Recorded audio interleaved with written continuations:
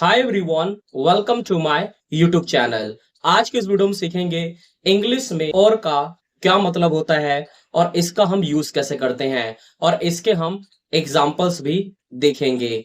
तो चलिए इस वीडियो को शुरू करते हैं और देखते हैं इंग्लिश में और का क्या मतलब होता है और इसका यूज कैसे किया जाता है। और इसका मतलब होता है या।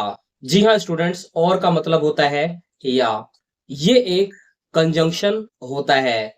तो चलिए इसके कुछ एग्जांपल्स देखते हैं जिससे आपको ये आसानी से समझ में आ जाएगा।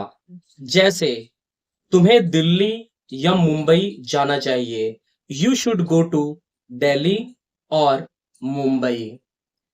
तुमने एक पेन या एक पेंसिल खरीदी थी।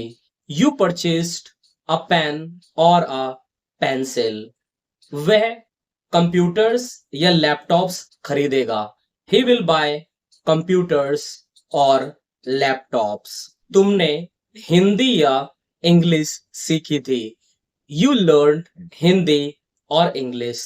तो स्टूडेंट सिंपली और का मतलब होता है या, और ये एक कंजंक्शन होता है। आपको ये वीडियो कैसा लगा कमेंट करके बताना। वीडियो अच्छा लगा हो तो लाइक कर देना और इंग्लिश सीखना चाहते हैं तो चैनल को सब्सक्राइब कर देना।